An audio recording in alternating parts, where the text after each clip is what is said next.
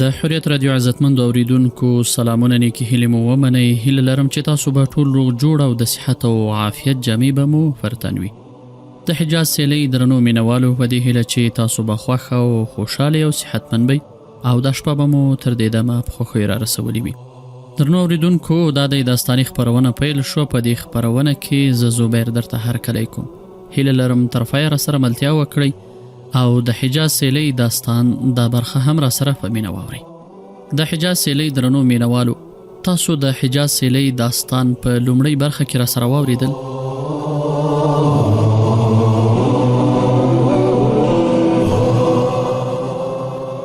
د مسلمانانو پیغمبر حکم وکړ چې په یهودانو باندې باور او اعتماد ونه کړئ او هغوی تر څارنې لاندې ونیسئ. هغوی ته ورکړل شوي اسانتیاوې ختمې کړئ.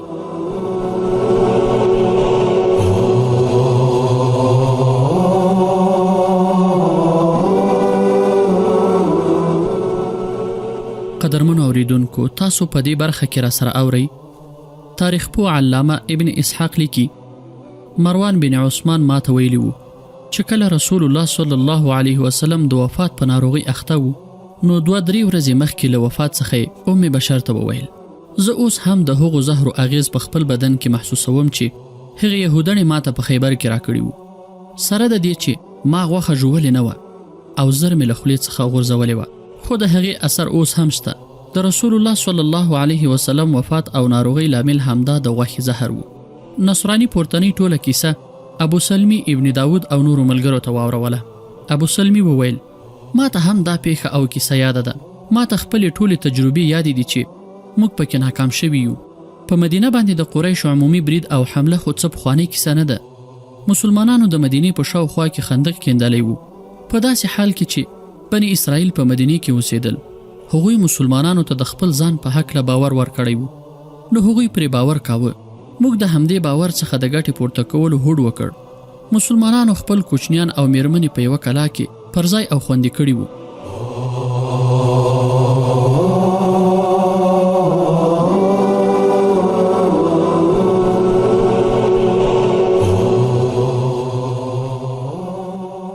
زموږ یو سړی د مسلمانانو د پیغمبر د وژلو لپاره د شپې له خوا تللو چې د دې کلا په څنګ کې تم شو.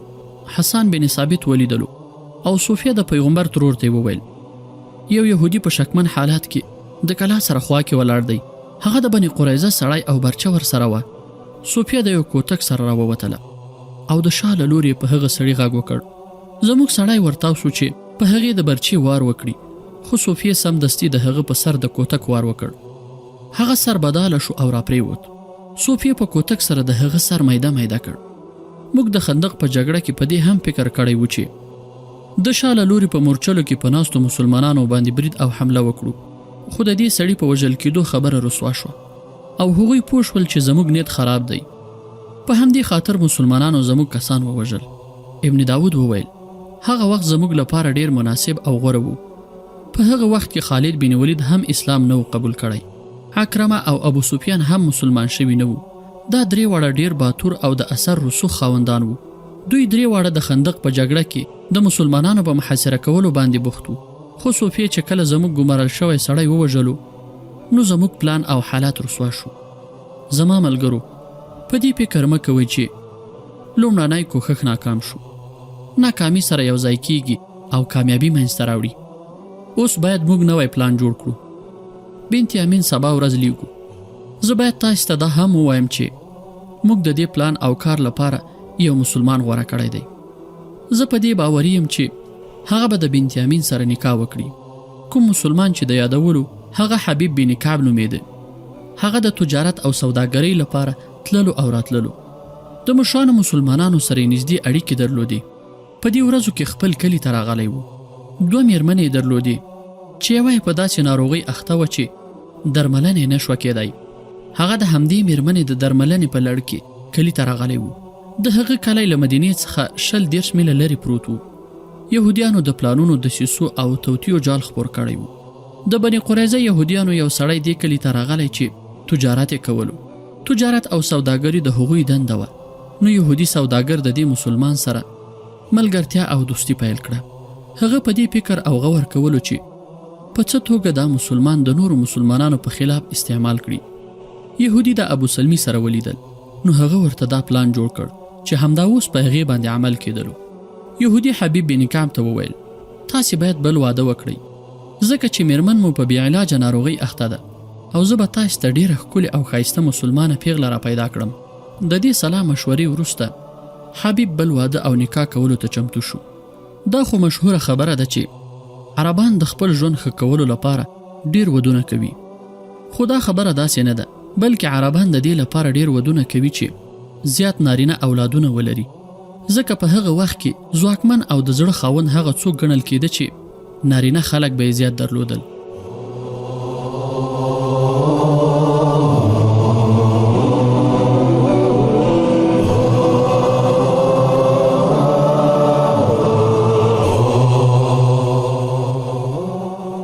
حبیب هم له همدې ډول عربانو څخه و. هغه 2 ودونه درلودل خو یوه میرمنې په داسې ناروغۍ اخته وه چې درملنه یې نشوه کېدای او مرګ ته نږدې وه نو ځکه هغه بلې نکاح ته اړتیا درلوده. د حبیب یهودي ملګري خپل مالونه وپلورل او له کلي څخه روان شو. څو ورځې وروسته یو غریب سړی د یوې باحیا او پرده کې ښځې سره د هغه کور ته راغی. سړي خپل نوم ابن داود ښودلو. په هغه وخت کې د عربي نصرانیانو، یهودیانو او مسلمانانو نومونه سره یو شانته وو. ابن داود وویل زه ډیر غریب او بېوزله سړی یم. ما اسلام منلی دی. زما قوم چې کله زما له اسلام راوړلو څخه خبر شو نو زه یې ډیر ووهلم او کور، مال او هر څه یې راڅخه لوټ او تالا کړل. بیا یې له کور او کلي څخه وشړلم. ما په ډیره ګرانه خپل ځان او خپله دا لور په پټه دې ځای ته راورسول. ستاسې دوست زما هم دوست دی. زه څه وخت د هغه سره اوسېدلم. هغه ما ته وویل چې تاسې د بلې میرمنې د کولو اراده لرئ نو ځکه ما خپله لور تاسې ته راوستله. زه نوی مسلمان شوی یم. په ما باندې دا رحم وکړئ چې زما لور ځان ته په نکاح کړه او ما ته په مدینه کې څه دنده پیدا کړه. که هغه هر څنګه وي، که په خپل پوځ او لښکر کې مې داخل کړئ نو ټول عمر به درته دعاګانې کوم. حبیب خو هسې هم واده کولو ته تیار و، خو چې د ابن داود غم لړلی داستان یې واورېده بیا پرته له فکر او غور څخه یې غوښتنه ومنله او کله چې انجلۍ ولیده په همغه ماښام یې د نکاح تړلو پرېکړه وکړه. حبیب نکاح تړونکی راوغوښت او نکاح وتړل شوه. ابن داود وویل ابن کعبه تا زما له سر څخه دومره دروند بار لرې کړ چې زما د لور حیا دې خوندي کړه. زه د څو ورځو لپاره در څخه ځم. که ته زما لپاره څه کار پیدا کولی شي نو ما ته ووایه چې زه بیا مدینه کې ستا سره وګورم. حبیب ورته وویل که ته بل د اوسېدو ځای نه لرې نو همدلته زما سره پاتې شه. زه 10-12 ورځې وروسته مدینې ته ځم نو زما سره به ولاړ شي. ابن داود ځواب ورکړ نه، زه په تا باندې دومره بار نه اچوم. زه اوس په مدینه کې ځان ته ځای پیدا کوم چې هلته د مسلمانانو په منځ کې راته خوندیتوب په برخه شي. حبیب بن کعب وویل نو بیا 10-12 ورځې وروسته په مدینه کې زما سره وګوره. ابن داود د بنت یامین په سر داسې لاس راکش کړ لکه چې هغه اصلي پلار وي.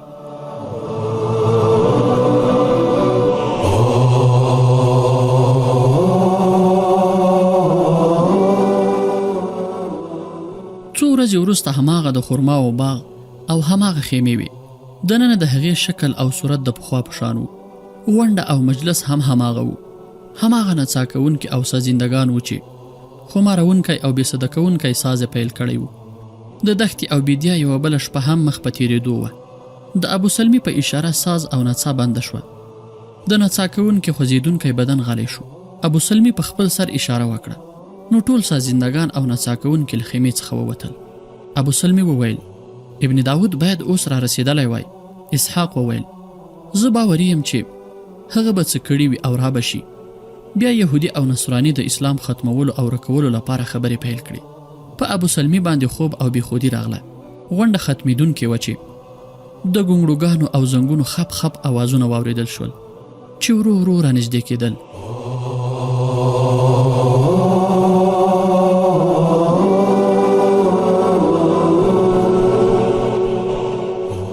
ابو سلمي څک غوندې شو. د نورو کسانو غوږونه هم څک شول. ټولو په یو اواز سره وویل هغه را روان دی. یو نصراني په منډه له خیمې څخه د باندې ووتلو. په دښته کې لرې یو اوښ را روان و چې یو سړی پرې سپور و.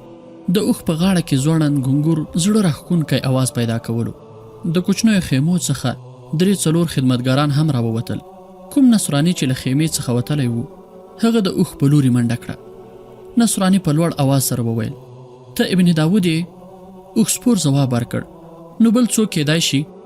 چې کله رانږدې شو نو ابن داود د روان اوښ څخه راټوپ کړل او د نصراني سره غاړه غړی شو.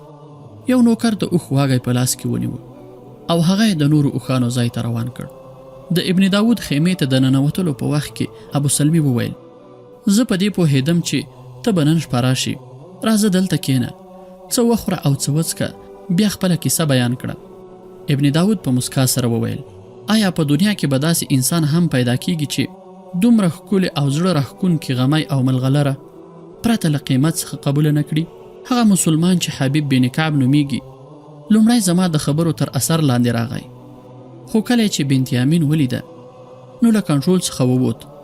اسحاق وپوښتل: سړی څه ډول دی؟ ابن داود ځواب ورکړ: زموږ په کار راتلی شي. ما ځان ورته یو غریب بېوزله او نوی مسلمان څرګند کړ. نو هغه زما سره په ډاګه او څرګنده خبرې پیل کړې. چې کله ما ورته وویل چې زه د روزۍ پسې ګرځم، هغه راته وویل چې دا خو د اندېښنې خبره نه ده. زه د مدینې په ډیر لوی مشر سړي باندې هم خپله خبره منلی شم. لنډه دا چې ابو سلمي لکه څرنګه چې ما ته ویل شوي وو همداسې هغه د اثر او رسوخ خاوند سړی دی. هغه د خپلې قبیلې او نورو قومونو د مشرانو او سردارانو سره هم بلدتیا او ملګرتیا لري. ابو سلمي وویل: آیا موږ چې له هغه څخه څه وغواړو هغه به د بنت یامین په وسیله پوره شي؟ ابن داود وویل: زه به 2-3 ورځې وروسته مدینې ته ځم. هغه ما ته ویلي دي چې مدینې ته راشه او ما ته ځان راورسوه. اوس موږ باید خوب وکړو، زه ډیر ستړی شوی یم. ابو سلمي وویل: اوس که ویده شو نو دا به ښه وي. له دې څخه وروسته غونډه پای ته ورسېدله. راتلونکې ورځ چې لمر ښه راپورته شوی و، خرما او نورو ونو چې د ځنګل په شان ګڼې وې سوری کړی و. له کوم لوري څخه چې ګرمه او توده هوا راتلله، هغه لوري ته د لښتو او لرګیو څخه یوه چجه او پناهځای جوړ شوی و چې هغه ګرمه هوا او ګرمې شګې دې لوري ته نه راپرېښودلې. د دې ګڼ سیوري لاندې قالینې خورې شوې وې. ابو سلمي، ابن داود، اسحاق او نور ملګري پرې ناست وو. خدمتګارانو یې د هغوی په وړاندې خوراکونه کېښودل. د اوښانو یو نوکر چې لږ لرې تللی و په منډه راغی. نوکر ابو سلمي ته وویل: باداره، لرې یو آس سپور را روان دی. کوم عام لاروی نه ښکاري.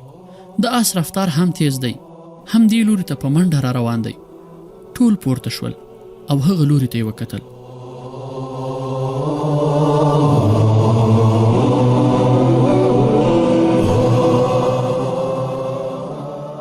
آس او سپور ښه او روښانه نه معلومېده.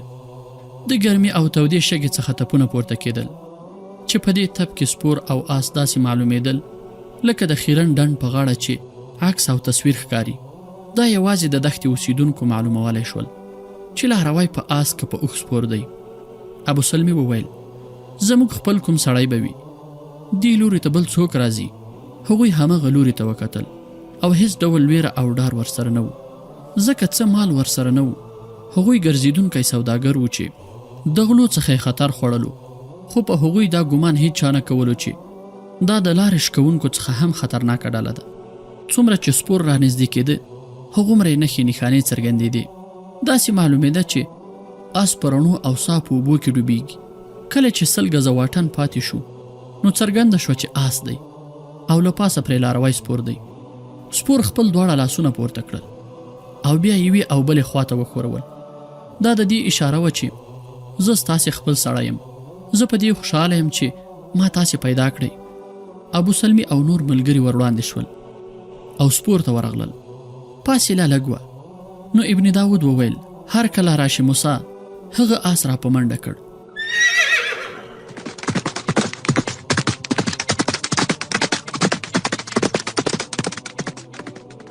او یو دم ودرېد لکه چې آس پړ مخې را پرېوځي.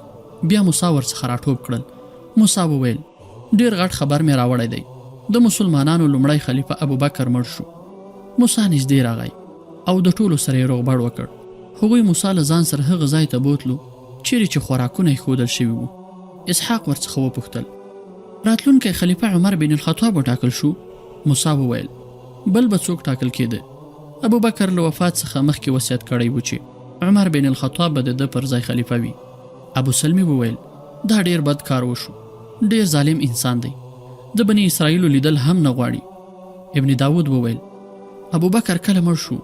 موسی وویل پرون نه بله ورځ ماښام نږدې. زه پرون راتلم، خو د دې لپاره وځنډېدم چې راته څرګنده شي چې د مسلمانانو راتلونکی خلیفه څوک ټاکل کیږي، څومره خلک د هغه په لاس بیعت کوي او څوک له بیعت کولو څخه ځان ساتي.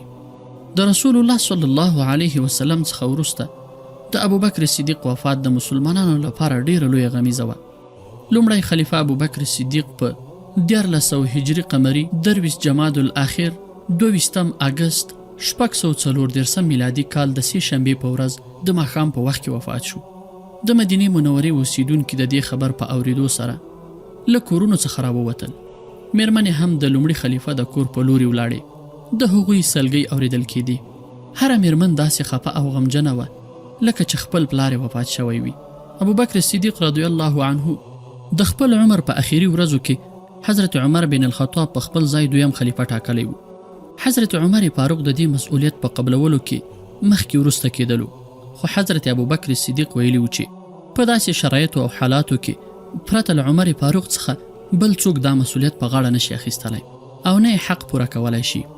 د هغه وخت لیکنې دا را په ګوته کوي چې حضرت عمر فاروق رضی الله عنه د دې مسؤلیت په قبلولو کې له سختې ستونزې سره مخامخ و، ځکه چې له یو لوري ورڅخه ډیر تکړه او حوصله‌ناک ملګری ابو بکر صدیق رضی الله عنه جلا او هغه دا درون او ستر مسؤلیت د هغه په اوږو باندې اچولی و. حضرت عمر فاروق رضی الله عنه د حضرت ابو بکر صدیق په جنازه کې دا ډول ویلی و: ای د رسول الله صلی الله علیه وسلم خلیفه، تا خپل قوم په څه ډول ستونزو کې اچولی؟ تا هغوی په یو لوی مصیبت کې پرېښودل، افسوس چې تاسې ولاړئ، بیا به څه ډول سره یو ځای شو؟ ابو بکر صدیق رضی الله عنه په خپل سر او خوښه عمر بن الخطاب خلیفه نه و ټاکلی، بلکې د وصیت لیکلو په وخت کې د مسلمانانو سره صلاح او مشوره کړې وه. هغه تر ټولو لومړی له حضرت عبدالرحمن بن عوف څخه وپوښتل چې د عمر فاروق رضی الله عنه په هکله څه نظر لري. عبدالرحمن بن عوف رضی الله عنه وویل په الله قسم، تاسې چې د هغه په هکله څه نظر لرئ تر هغې هم عمر فاروق رضی الله عنه ډیر لوړ او غوره دی، خو مزاج یې سخت دی. ابو بکر صدیق رضی الله عنه وویل زه په دې پوهیږم، د هغه مزاج ځکه سخت و چې زه نرم وم، کله چې په هغه د مسؤلیت بار واچول شي خپله به د هغه سره سم مزاج برابر کړي. ای ابو محمد، ما عمر فاروق له ډیر نږدې څخه مطالعه کړی او کتلی دی. کله به چې زه په غوسه کې وم نو هغه به زما د غوسې سړولو کوښښ کاوه، او کله به چې ما په یو مسئله کې نرمي کوله نو هغه به د کلکوالي او سختي مشوره راکوله. له دې څخه وروسته حضرت ابو بکر صدیق حضرت عثمان غني راوغوښت. د عمر فاروق په حق له ورڅخه مشوره وغوښتله. عثمان غني وویل زموږ ټولو څخه الله جل جلاله ښه پوهیږي، خو زما رایه دا ده چې د هغه باطن له ظاهر څخه ډیر زیات غوره او ښه دی، په موږ کې د هغه په شان بل څوک نشته. د دې څخه وروسته حضرت ابو بکر صدیق څو مهاجرین او انصار صحابه کرام راوغوښتل او د حضرت عمر فاروق په حق له ورسره صلاح او مشوره وکړه او ورته ویل چې زه هغه ستاسې لپاره خلیفه ټاکل غواړم، زما پریکړه تر کومه ځایه سمه ده. هغوی ټولو چې جلا جلا کومه رایه ورکړه سره نږدې وه او غورچاڼې دا و چې د هغه مزاج دومره سخت دی که هغه خلیفه وټاکل شو نو د مسلمانانو په منځ کې به اختلاف او بې اتفاقي را پیدا شي. د دې ټولو په نمایندګي حضرت طلحه له لومړي خلیفه سره خبرې وکړي. طلحه د رسول الله صلی الله علیه وسلم خلیفه ابو بکر ته وویل که الله جل جلاله درڅخه وپوښتي چې خپل رعیت دې په څه ډول او چاته وسپارلو نو ته به څه ځواب ورکوي؟ آیا ته عمر فاروق په خلکو خلیفه کوي؟ حال دا چې تا خپله لیدلی چې هغه د خلکو سره څه ډول رویه او سلوک کوي.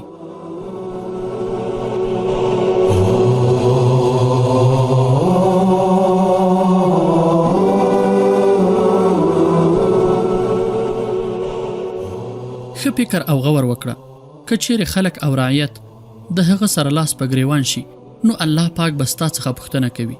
د حضرت ابو بکر عمر له 2 کلونو څخه اوښتی و او هغه بوډا او ناروغ و، مرګ ته نږدې و. د هغه په بدن کې دومره ځواک نه و چې خپله ناست وای.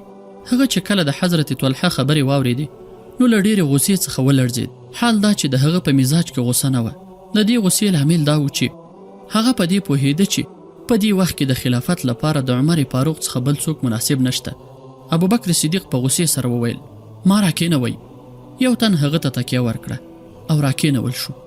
ابوبکر صدیق له غوسې په رېږدېدونکي اواز سره وویل له الله جل جلاله څخه ویره وکړئ. داسې څه مه وایئ. زه ستاسې خیر غواړم او هیڅ کله پر تاسې ظالم نه ټاکم او که دا کار وکړم نو همدا به زما د آخرت توښه وي. زه به الله جل جلاله ته ځواب ورکوم چې ما ستا په بندګانو کې داسې څوک ټاکلی دی چې په هغوی کې تر ټوله غوره او افضل دی. د حضرت ابوبکر صدیق رضی الله عنه اواز د ناروغۍ له کبله دومره کمزوری او خپ و چې یوازې نږدې کسانو هغه اوریده. حضرت ابوبکر صدیق رضی الله عنه هغه ځان ته رانږدې کړ او بیا یې وویل زما خبره واوره ای طلحه. ما چې کومه خبره تا ته وکړه هغه ته نورو خلکو ته هم وکړه. حضرت طلحه د خلیفه حکم ومنلو او بیا ابوبکر پریوت. قوي تاریخونو دا لیکلي چې په دې شپه حضرت ابوبکر صدیق ویده نه شو او په اندېښنه کې و. داسې نه چې امت د عمر بن الخطاب په خلافت کې سره بې اتفاقه شي. سهار وختي حضرت عبدالرحمن بن عوف د حضرت ابوبکر صدیق پوښتنې او عیادت ته راغی. نو د کور اوسیدونکو ورته وویل چې بیګا ټوله شپه خلیفه خوب نه دی کړی.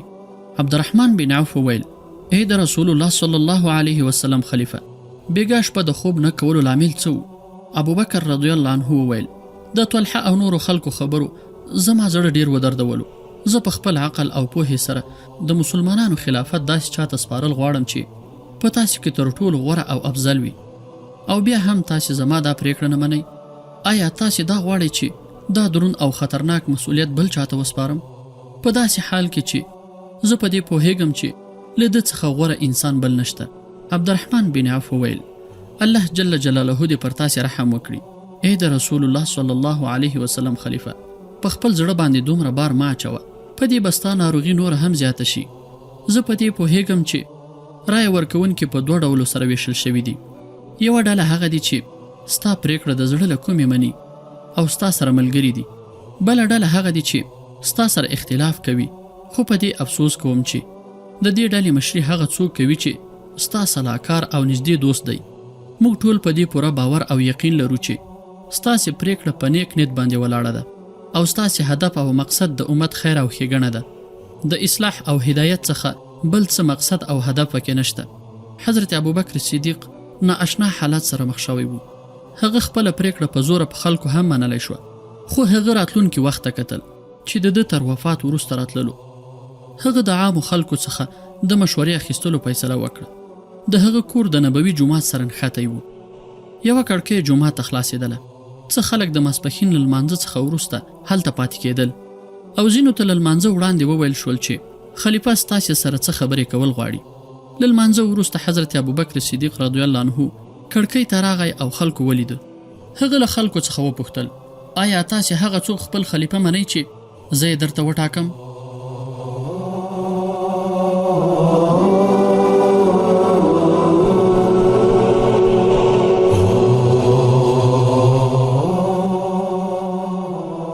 د غونډې څو کسانو आवाज وکړ موږ هغه څه خوښو چې تاسې یې خوښ کړئ. ابوبکر صدیق وویل په الله جل جلاله قسم ما پس له ډېر غور او فکر څخه دا پریکړه کړې چې زما څخه وروسته به د خلافت مسؤلیت عمر بن الخطاب په غاړه اخلي.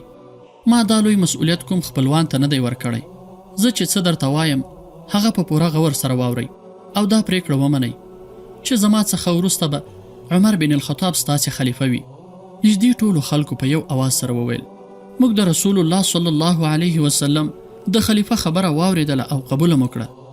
د ابوبکر صدیق رضی الله عنه په سترګو کې اوښکې راغلې.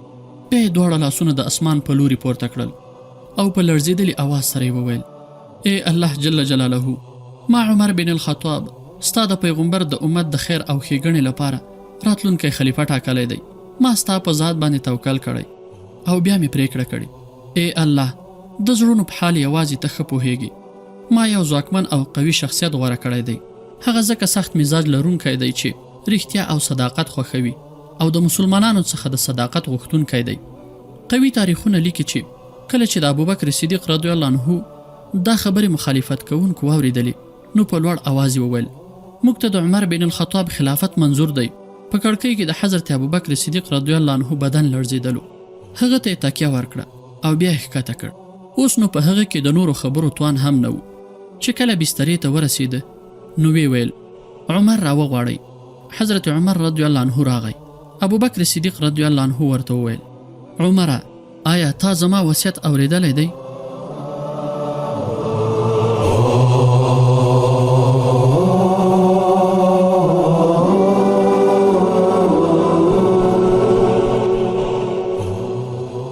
د حجاز سیلۍ درنو مینوالو، دا د حجاز سیلۍ دویمه برخه چې ما زبیر درته وړاندې کړه. هیله لرم چې خوښه سوې مو وي او خوند مو ترې اخیستی وي. تر بیا راتلونکې برخې تاسو ټول په لوی او بخښونکي رب سپارم. ښه وخت ښه شپه ولرئ. الله مو مل شه.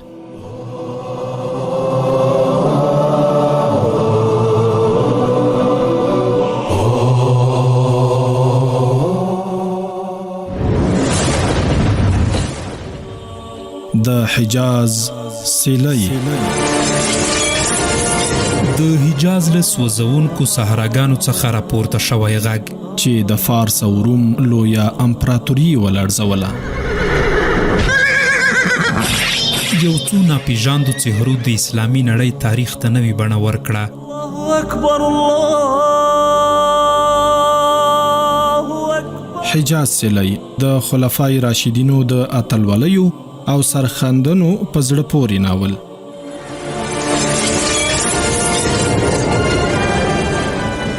یا د داستاني خپرونه د یکشنبې او دوشنبې په شپه 10 بجې او تکراري چهارشنبه او پنجشنبه د شپې له 10:30 تر 11 بجو اوریدلی شئ. د حجاز سیلۍ.